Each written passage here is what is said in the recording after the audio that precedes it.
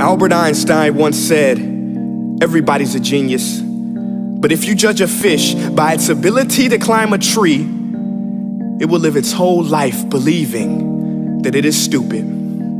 Ladies and gentlemen of the jury, today on trial we have modern day schooling. Glad you could come. Not only does he make fish climb trees, but also makes them climb down and do a 10-mile run. Tell me, school, are you proud of the things you've done? Turning millions of people into robots, do you find that fun? Do you realize how many kids relate to that fish swimming upstream in class, never finding their gifts, thinking they are stupid, believing they are useless? Well, the time has come, no more excuses. I call school to the stand and accuse him of killing creativity, individuality, and being intellectually abusive. He's an ancient institution that has outlived his usage.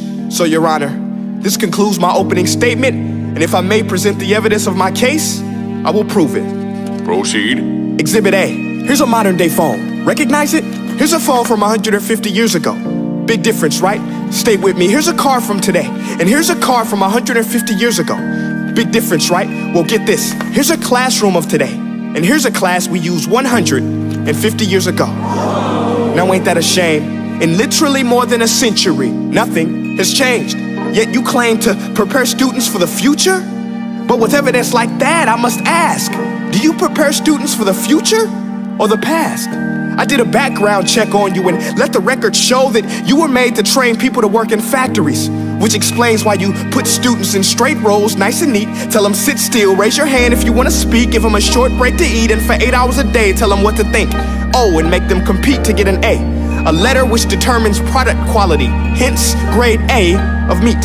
I get it. Back then, times were different. We all have a past. I myself am no Gandhi. But today, we don't need to make robot zombies. The world has progressed. And now we need people who think creatively, innovatively, critically, independently, with the ability to connect. See, every scientist will tell you that no two brains are the same. And every parent with 2 or more children will confirm that claim.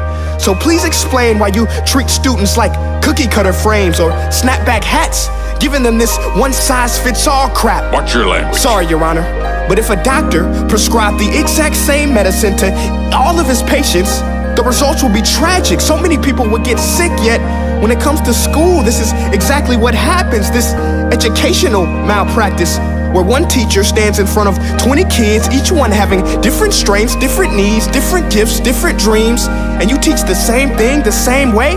That's horrific. Ladies and gentlemen, the defendant should not be acquitted. This may be one of the worst criminal offenses ever to be committed. And let's mention the way you treat your employees. Objection. Overruled. I want to hear this. It's a shame. I mean, teachers have the most important job on the planet, yet they're underpaid? No wonder so many students are short-changed. Let's be honest, teachers should earn just as much as doctors, because a doctor can do heart surgery and save the life of a kid, but a great teacher can reach the heart of that kid and allow him to truly live. See, teachers are heroes that often get blamed, but they're not the problem. They work in a system without many options or rights. Curriculums are created by policymakers, most of which have never taught a day in their life. Just obsessed with standardized tests. They think bubbling in a multiple choice question will determine success. That's outlandish. In fact, these tests are too crude to be used and should be abandoned, but don't take my word for it. Take Frederick J. Kelly, the man who invented standardized testing, who said, and I quote, "These tests are too crude to be used and should be abandoned." Ladies and gentlemen of the jury, if we continue down this road, the results will be lethal. I don't have much faith in school, but I do have faith in people. And if we can customize healthcare, cars, and Facebook pages, then it is our duty to do the same for education, to upgrade it, change it, do away with school spirit, because that's useless. Unless we're working to bring the spirit out of each and every student, that should be our task.